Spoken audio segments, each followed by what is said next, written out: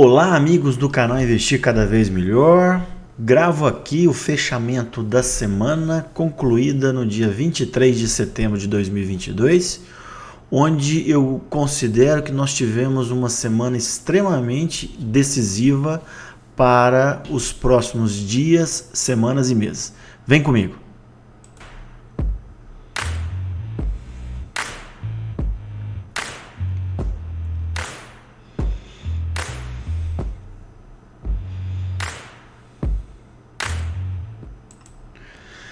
Então vamos lá, aquele nosso disclaimer de sempre, né? Que esse vídeo tem apenas um caráter educacional. Pessoal, algumas pessoas comentaram que os vídeos estão ficando um pouquinho longos, né? Mas assim, infelizmente, esses vídeos de atualização, o tamanho do vídeo é de acordo com a importância dos temas, né? Então, como eu sempre divido em temas, caso você tenha interesse por apenas um ou outro tema, é só questão de pular a sequência aí dos temas, tá? Então hoje eu vou comentar sobre a super quarta que aconteceu no dia 21. Vou comentar um pouquinho como é que está a situação na Europa, que a gente vai ver que está um pouco mais complexa que nos Estados Unidos e no Brasil. Comentar a inflação, juros no Brasil, juros e renda fixa no Brasil. Commodities, atualização. Vou falar sobre o dólar, vou falar sobre as bolsas americanas, sobre o dólar e principalmente o dólar index. Se o Ibovespa, ao tocar 114, a gente vai buscar os 121 mil pontos, se nós vamos ou não. E eu gravei uma aula só sobre isso, mas eu vou repetir aqui sobre se o Brasil é ou não a bola da vez. Bom, então nessa semana nós tivemos a reunião do Fed. E sem dúvida esse foi o detalhe mais importante, o dado mais importante nos Estados Unidos. O Fed aumentou os juros por lá em 0,75 e, além disso, ele teve um discurso muito duro, né? De que ele vai perseguir o combate à inflação, ou seja, vem mais juros por aí, tá? Então, esse aqui é o gráfico do Dow Jones diário na semana passada. A gente comentou que tinha feito um candlezinho que poderia ser um candlezinho de reversão acima dos fundos anteriores e com muito volume. Eu comentei com vocês, esse volume alto poderia ter sido mascarado pelo vencimento de futuros e opções nos Estados Unidos. A gente começou até bem a semana, né? Porém, nós caímos fortemente nos últimos 4 dias. Inclusive, no Dow Jones, a gente perdeu aquele fundo anterior, tá? Bom, aí Marcelo, nós definitivamente perdemos esse fundo ou a gente pode estar fazendo um falso rompimento? O falso rompimento, pessoal, é quando o mercado vem, ele fura aqui o fundo e depois ele volta com força. Não dá para saber, tá? Uma coisa importante foi que no finalzinho agora do pregão, tá vendo essa sombra aqui, ó? Entrou muita pressão compradora nos Estados Unidos. Tá? Então, realmente, pode ser que a gente está desenhando um falso rompimento. Pode.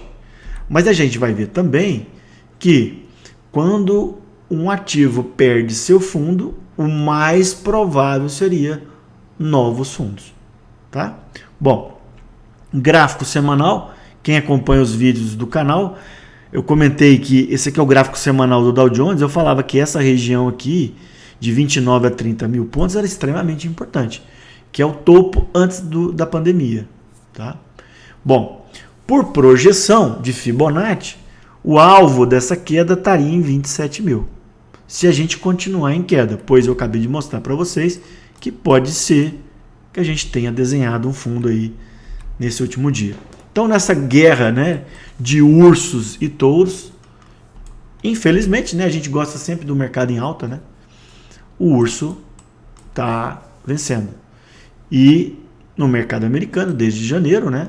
A Nasdaq começou um pouquinho antes, em novembro, mas desde janeiro a gente vem fazendo topos e fundos descendentes. Tá? A gente ensaiou uma volta à tendência de alta, porém, essa semana a gente praticamente, no Dow Jones, a gente voltou para o bear market. Né? Então, toda aquela alta que a gente teve nas últimas semanas e meses, era nada mais que é um bear market rally. É uma respiro do mercado de alta dentro ainda de um mercado de baixa. Bom, mais para frente a gente vai comentar melhor sobre as bolsas americanas e o que eu espero para ela para as próximas semanas. Venho mostrando para vocês de maneira repetitiva, né, que a inflação seria o tema do ano, o que foi confirmado nesses meses, né, até setembro agora de 2022. Então tá lá, a inflação nos Estados Unidos fez o pico em 9,1 em junho, né, recuou um pouquinho em julho para 8,5 e na reunião de Jackson Hole nos Estados Unidos, o presidente do Fed já tinha sido meio taxativo na posição dele perseguindo o controle inflacionário. No dia que terminou a reunião de Jackson Hole, os mercados americanos caíram fortemente. Já era um prenúncio dessas quedas recentes dos índices americanos. O pico da inflação, eu venho comentando com vocês que eu acho que já aconteceu, né? Porém, a inflação ela seguirá alta, não naquele pico de 9,1 e nem tampouco perto da meta do Fed, que seria 2%. Então ela vai ficar alta por algum tempo, né? Então aqui, eu acredito que nós já fizemos, esse gráfico eu fiz hoje no investing.com, né? Nós já fizemos, só que ela vai continuar num patamar alto. Lembrando que essa inflação nos Estados Unidos é a mais alta em 40 anos. Larry Williams tinha comentado que a gente faria um pico da inflação no meio do ano, o que realmente aconteceu, né? E o grande problema é isso aqui, né? Que a gente esperava que a inflação cedesse mais. Só que quando saiu o CPI de agosto, apesar da inflação ter caído 12 meses, de 8,5 para 8,3, ela veio acima do que o mercado esperava. E o mais importante, né? Que o núcleo da inflação americana, né? Quando você tira as coisas mais voláteis, ela veio praticamente o dobro do consenso. O que aconteceu? As bolsas despencaram, né? Na semana passada. Despencaram na terça-feira passada. Os juros de 10 anos negociados dos títulos, dos bonds americanos negociados em bolsa, bateu essa semana 3,73. Isso aqui é importante, pessoal, que quem está nos seguindo aí no canal, nós começamos a gravar as atualizações em janeiro, e esse juro de 10 anos estava em torno de 1,70. Essa subida de 1,70 para 3,70 pode parecer pouco, mas ela é absurda. E isso é que tem mexido com os mercados. A inflação, que leva a aumento de juros, tanto do Fed como juros futuros, e causam esses estragos que a gente está vendo na Bolsa de Valores. Então o Fed ele aumentou em 0,75, lembrem-se da semana passada que alguns previam até 1% de aumento, 100 pontos base, mas foi só 0,75. O problema é que o discurso veio pesado, né? Então, é muito provável que a inflação, que os juros dos americanos vão bater acima de 4%. Já aqui no Brasil, depois a gente vai comentar mais, o Copom optou por manter em 13,75, existia a possibilidade de um aumento de 0,25, só que também veio com um discurso duro. Tá? Ou seja, nós ficaremos aqui no Brasil com uma Selic alta por mais tempo até o combate da inflação. Bom, então, acabei de mostrar para vocês que os juros nos Estados Unidos devem ficar no final do ano entre 4,5 e 5. O Rei Dalio, no dia 15, comentou, se a inflação, se os juros dos Estados Unidos vão bater isso, as ações precisam cair 20%, né? Porque o aumento de juros acaba reduzindo o valuation das empresas. Eu já expliquei isso aqui para vocês, né? Desde que o Ray Dalio falou isso, os índices caíram mais de 10%. Não caíram os 20% que ele caiu, mas já caiu mais de 10%. Tá? Eu peguei esse slide aqui que eu mostrei para vocês em junho e julho, né, que foi um estudo do Goldman Sachs, replicado na Empíricos. Né? E eles fizeram um estudo naquela época, falando que o S&P poderia cair para em torno de 3,150. Na pior das possibilidades. Hoje o S&P bateu 3.600. Tá?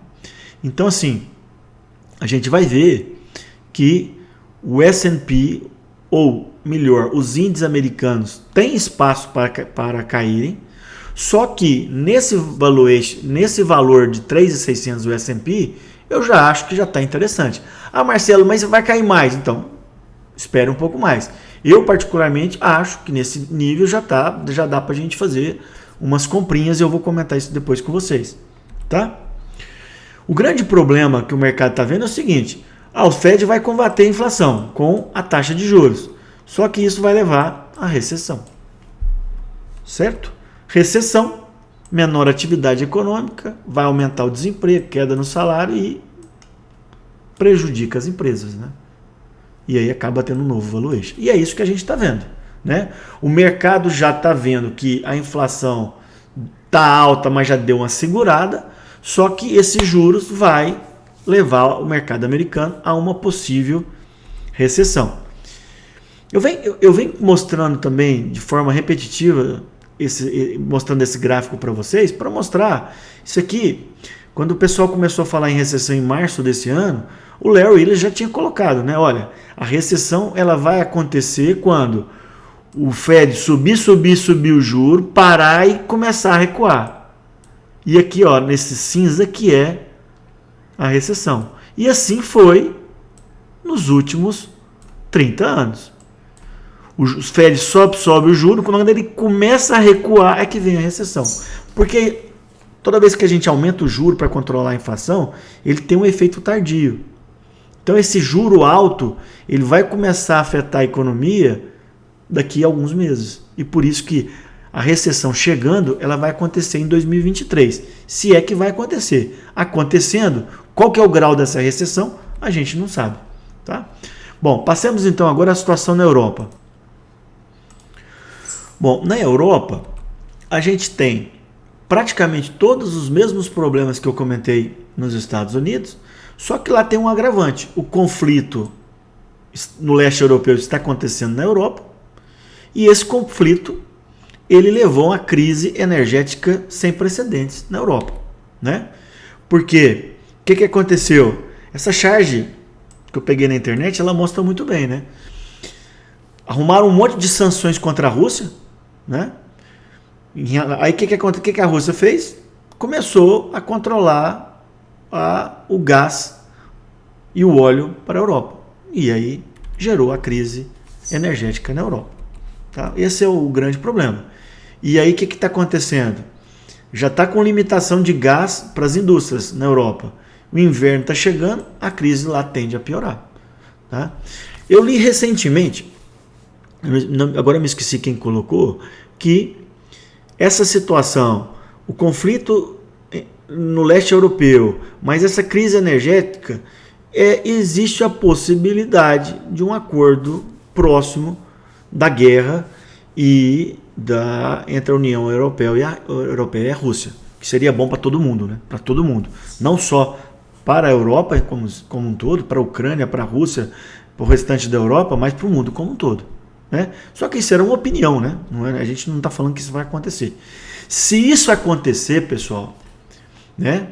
A gente nunca sabe, né? Isso pode acontecer daqui uma semana, daqui um mês ou daqui anos. Se isso acontecer, isso pode ser um driver muito importante para a recuperação dos mercados. Muito, muito, muito mesmo.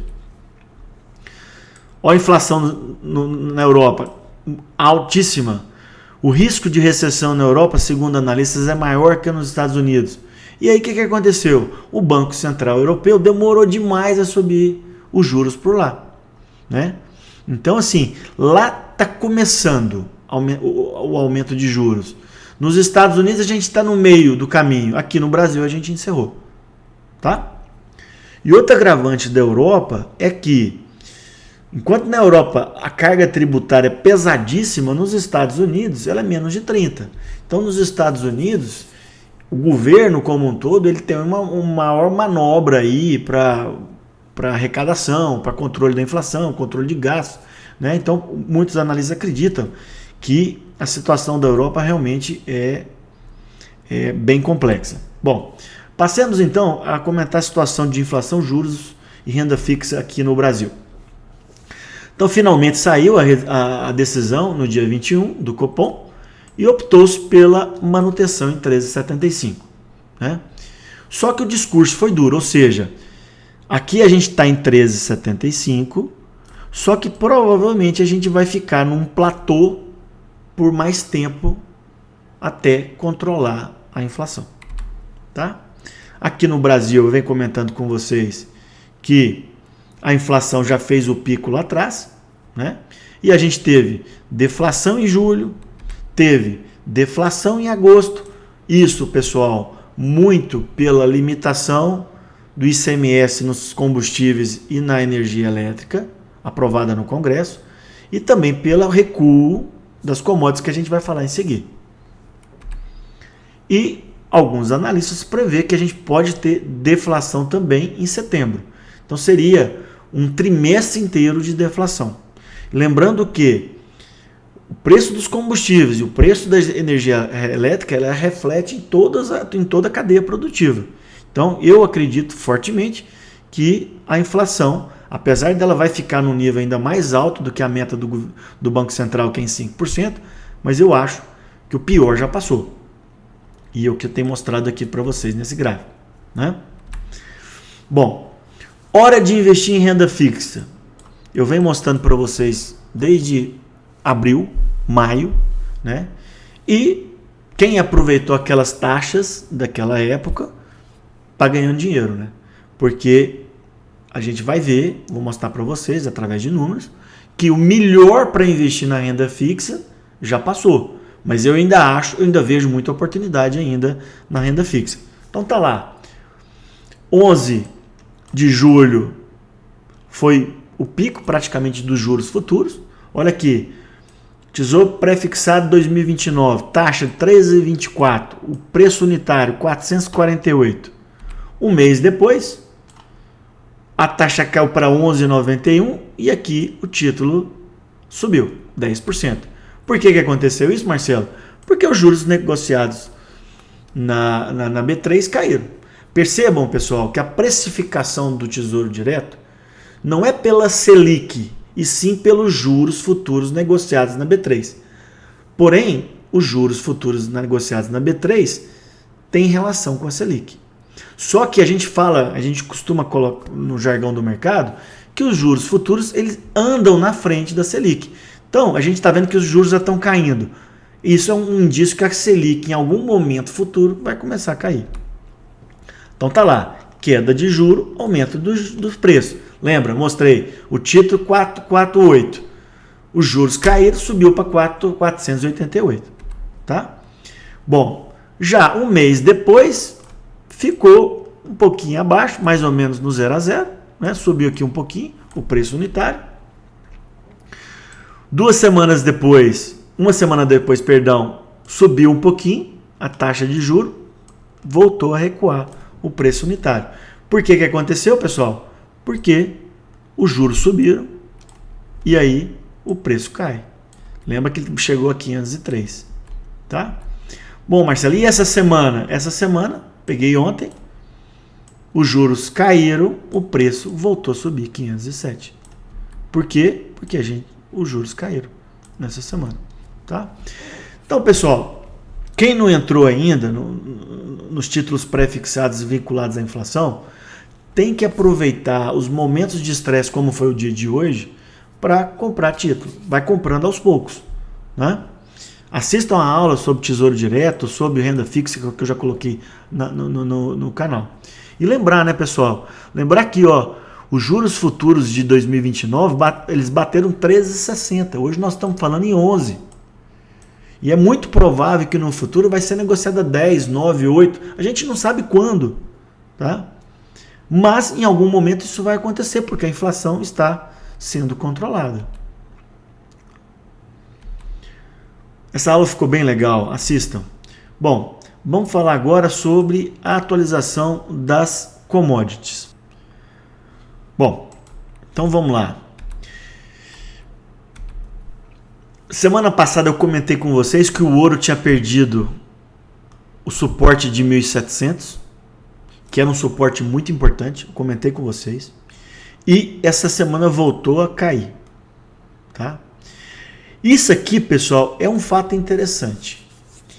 Se a gente está prevendo uma crise muito importante nos mercados de bolsa e como um todo, o ouro, usualmente ele dispara. Usualmente ele dispara. E isso não está acontecendo. Isso pode ser um prenúncio que essa crise que o mercado está prevendo para frente, ela não vai ser tão intensa. Porque, volto a insistir, usualmente, quando a gente tem um crash no mercado, um problema muito grave, o ouro costuma disparar, coisa que não aconteceu. Bom, olha aqui no dia de hoje, pessoal. Hoje o mercado praticamente caiu fortemente as commodities. O petróleo nos Estados Unidos, o petróleo Brent na Europa, gás natural, tudo caiu fortemente. Porque hoje a gente teve um dia muito negativo nos mercados. E o Brent na Europa voltou a ser negociado abaixo dos $90, que tinha acontecido há 2-3 semanas atrás. E isso aqui é muito interessante, pessoal, porque a gente sabe que a inflação no mundo todo, ela é pelo aumento das commodities, pela baixa oferta de alguns produtos e alta demanda, mas principalmente pelo petróleo. Então, essa preocupação com a recessão está derrubando o preço das commodities, que vai ajudar na inflação. Me pediram, através dos comentários, né, para me incluir o minério de ferro, e aqui eu estou colocando para vocês. Lembrar que essa cotação que eu vou mostrar para vocês é uma cotação que ela acontece na Bolsa de Singapura, replicando a cotação na China, que é mais difícil da gente conseguir. Então, nessa semana, o minério ficou mais ou menos no 0 a 0 por volta de $98.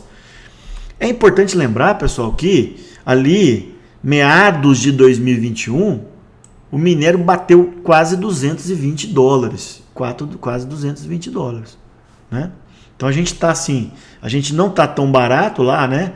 Como no comecinho de 2020, $80 mais ou menos, menos de $80, mas a gente está muito longe do pico que aconteceu em meados do ano passado. A soja caiu um pouquinho e o milho subiu um pouco. Então as commodities agrícolas estão mais ou menos estáveis, minério também. Petróleo caiu forte essa semana e o ouro, o que eu já comentei com vocês. Bom, vamos falar agora o que eu vou esperar para as bolsas americanas, tá? Então, pessoal, por análise técnica, o Dow Jones fez um novo fundo. Se ele fez um novo fundo, o bear market continua. Lembra, bear market, tendência de baixa por topos e fundos descendentes por um prazo acima de 6 meses com queda acima de 20%, tá? Que eu já mostrei para vocês. E o Dow Jones, esse aqui é o gráfico da semana passada, esse aqui é o gráfico da semana passada, eu falava para vocês. O que eu não gostaria, o que eu achava que o mercado não ia fazer é um fundo mais baixo, e aconteceu. O Dow Jones claramente perdeu o fundo anterior, apesar do que eu comentei para vocês há pouco. No final do pregão de hoje entrou muita pressão compradora. Pode ser um falso rompimento. Tá? Já o S&P e a Nasdaq, o S&P, ele parou justamente no fundo anterior. Justamente no fundo anterior. E a Nasdaq, a mesma coisa. A mesma coisa. Então, esses dois ativos, esses dois índices, melhor dizendo, eles não perderam, tá? Então, Dow Jones perdeu a mínima, o S&P não perdeu e a Nasdaq também não, tá? E aquilo que eu tinha comentado, né? A Nasdaq fez lá um topo em novembro do ano passado em mais de 16 mil pontos. Agora ela está negociada a menos de 11. Então, aquela subida forte que a gente teve na Nasdaq ficou configurado como um bear market rally. Tá? Em análise técnica, pessoal, se o mercado respeitar esse fundo na semana que vem, a gente pode estar diante do que a gente chama fundo duplo ou W. O mercado vem, faz um fundo, recupera, faz um novo fundo no mesmo nível e depois sobe fortemente. Isso pode acontecer. Tá? Por isso que eu acho que a gente está num momento muito decisivo das bolsas. Outra curiosidade, pessoal. No primeiro semestre desse ano, quem estava apanhando mais era o S&P e a Nasdaq, principalmente pelas empresas de tecnologia. Só que a gente viu agora recentemente que o Dow Jones está apanhando mais. E por que disso? Porque o mercado não está com medo da alta de juros. O mercado agora está com medo da recessão, provocada pela alta de juros. E aí afeta mais as indústrias do Dow Jones, que são as indústrias tradicionais. Tá?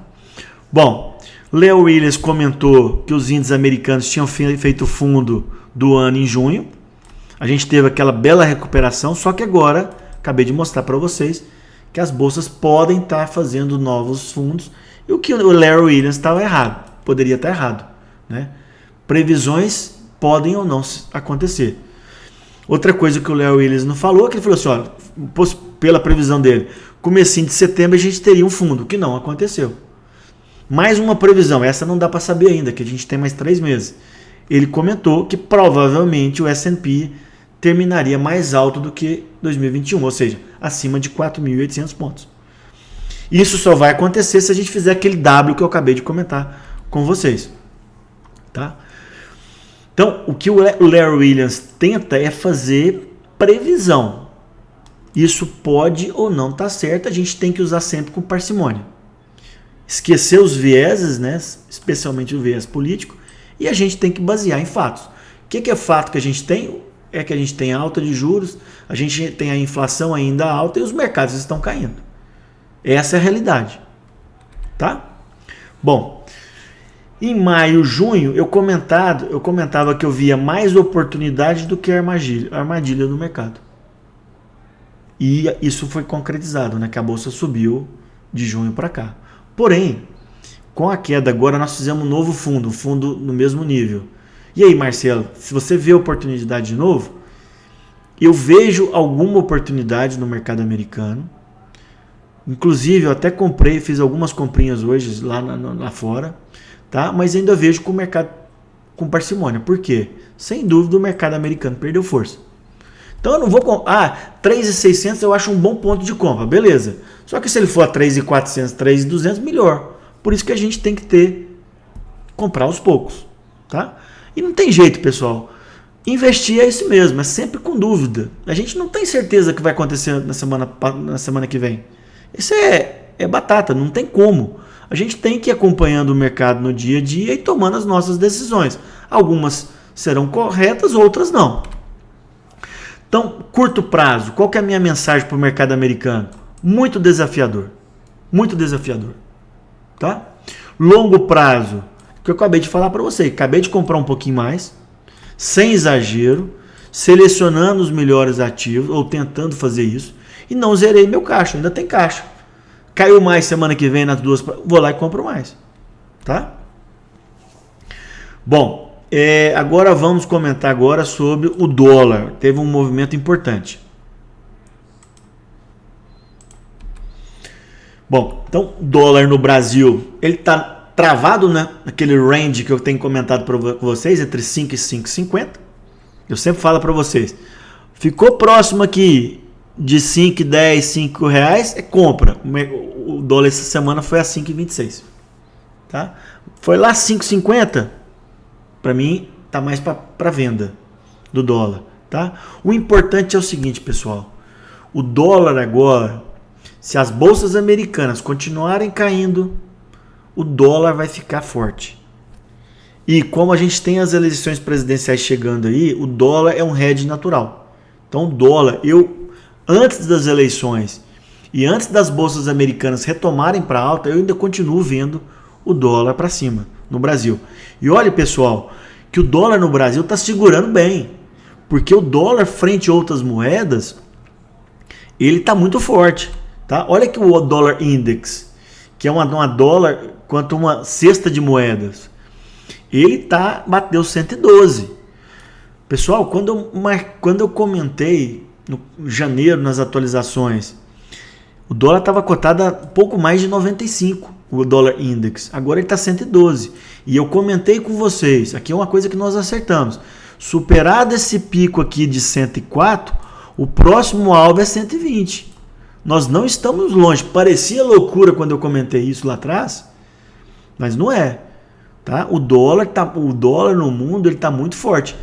O dólar já ganhou do euro. Hoje o dólar vale mais que €1. E hoje eu recebi no Twitter que o dólar versus a libra esterlina já está quase 1 para 1. Está $1 para 1,09 libra.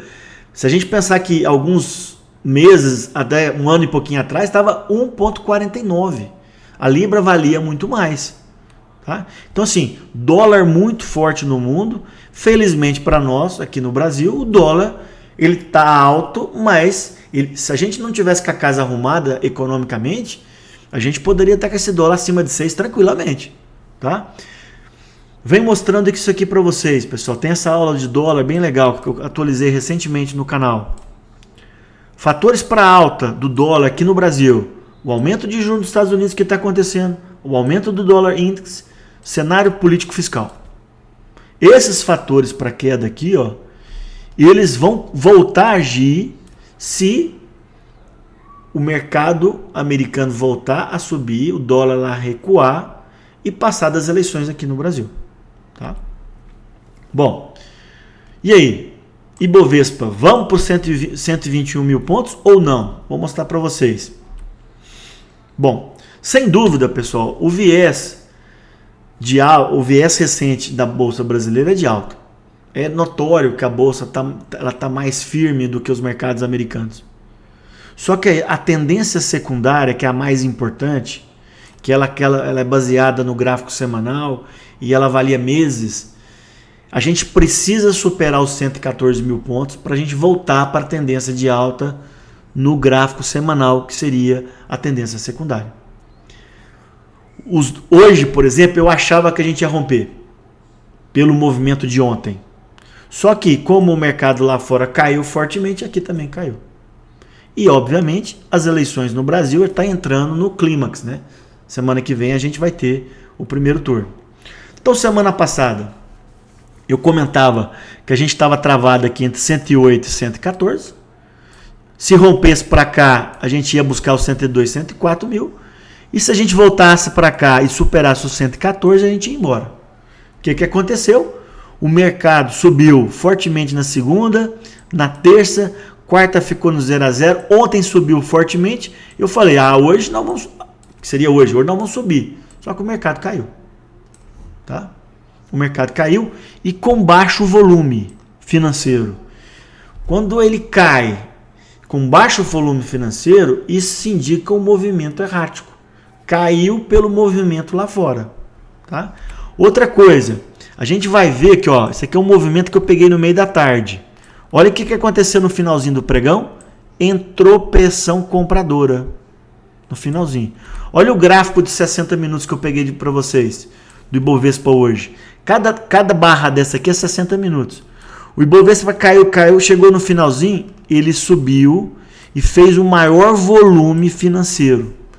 Isso aqui, pessoal, é um sinal clássico para quem entende de análise gráfica que esse movimento de hoje pode ter sido errático. Pode ter sido errático. Tá? Eu, particularmente, acho que nós continuamos travados entre 108 e 114. Nós precisamos esperar o rompimento desses limites para a gente ver um movimento mais direcional. E se a gente romper esse 114, nós vamos embora. 121 mil pontos. Acho que nós devemos ir até além disso. Tá? Porém, se a gente perder o 108, a gente vai buscar aqueles suportes mais baixos que eu tenho comentado com vocês. Curto prazo, perigo, pessoal, eleição e o cenário externo. Viés de alta, não zerar caixa. Eu tenho comprado alguns ativos aqui no Brasil, aos poucos, fazendo muito stock picking, sem zerar caixa. Tá? Eu até coloquei repetido aqui, perdão. Longo prazo, muita oportunidade, pessoal, muita oportunidade. A bolsa continua barata, porém, tudo que está barato pode ficar ainda mais barato. Então a gente não pode exagerar e fazer diversificação. Bom, para finalizar, eu quero comentar sobre o porquê que eu acho que o Brasil é a bola da vez. Tá? Gravei essa aula, pessoal, da semana passada. Está muito legal, muitos dados. Assistam. Então, o que eu vou mostrar para vocês aqui, pessoal, são fatos. Não tem nem viés e nem previsão. Eu vou mostrar o que está acontecendo no Brasil. Então, PIB.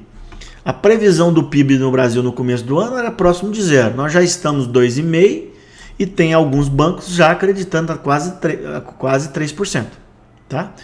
Isso era a previsão do BOFA, do Bank of America, e também do Itaú. Mas alerta para o quadro fiscal do Brasil. Tá?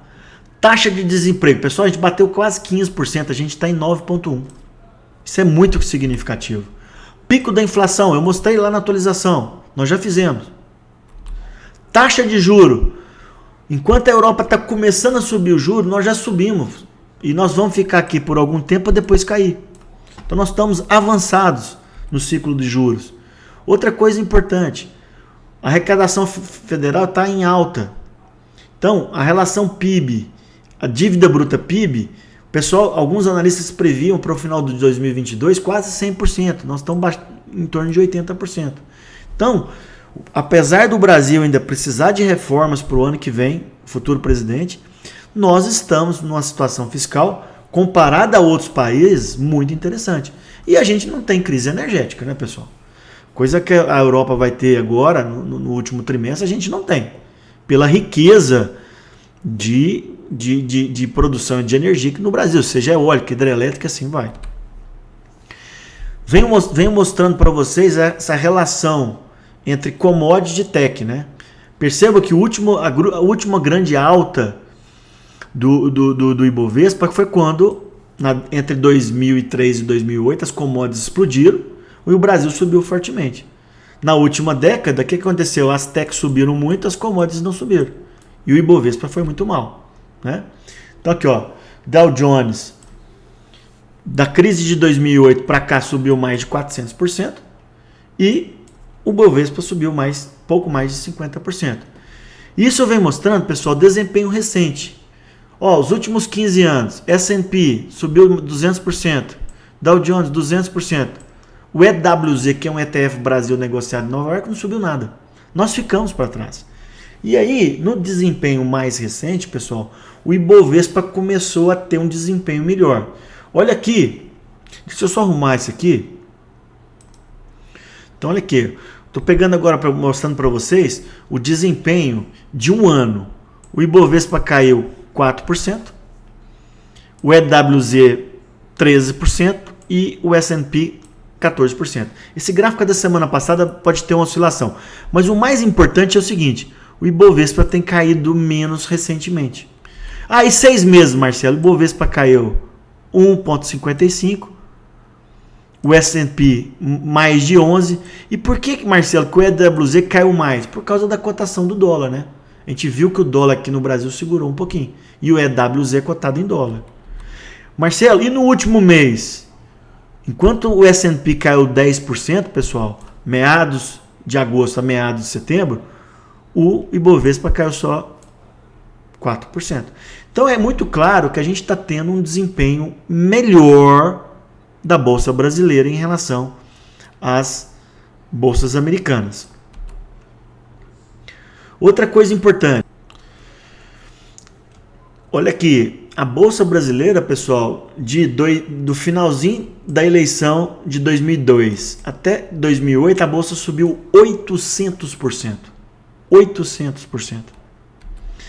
A Bolsa Brasileira, isso aqui eu peguei da Levante, olha, o PL da Bolsa, relação preço-lucro, muito baixa, muito baixa. Então, é notório, pessoal, que a Bolsa Brasileira tem um desempenho melhor recente do que as bolsas americanas. Inclusive, algumas casas de análise, como a Empíricos, está muito comprada em bolsa brasileira e está protegida, vendido na bolsa americana. Inclusive, nessa semana, o CEO da Empíricos comentou que o alvo deles no S&P é 3.500. Lembra que eu mostrei lá que pode ir até abaixo disso, né? Aqui, e outra coisa, pessoal, isso aqui é extremamente importante. Vejo muito otimismo dos analistas e gestores. Isso é uma coisa importantíssima, tá? Porque às vezes a gente tem uma opinião própria, mas o consenso geral é outro. Aqui não. Eu vejo que vários analistas e gestores estão otimistas com a Bolsa Brasileira. O problema está aqui listado em vermelho, né? Que nós já comentamos, que é a eleição, né? Mas percebam, pessoal, que qualquer presidente que seja eleito dos 4 aqui, se ele caminhar para o centro com medidas econômicas no rumo certo, a Bolsa Brasileira vai andar. Lancei essa aula nessa semana, vale a pena vocês assistirem. O outro problema não é só a eleição, né? É se o mercado americano continuar caindo, a gente vai ceder aqui. Não tem como, não tem como.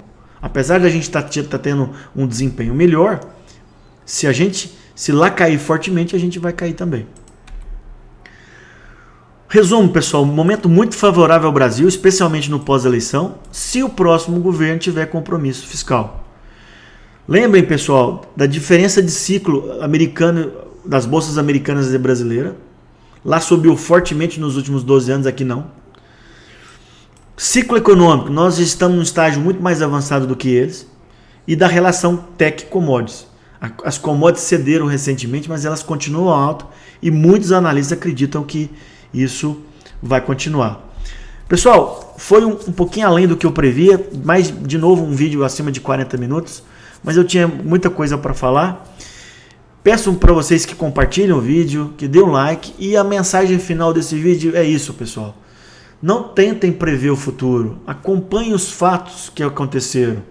E a melhor mensagem desse vídeo é: o Brasil possivelmente é a bola da vez, por tudo que eu mostrei, mas a gente precisa ter diversificação de portfólio, porque a gente tem que enfrentar todos os cenários possíveis, tá? Minimizando assim os riscos. Ok? Muito obrigado e até uma próxima.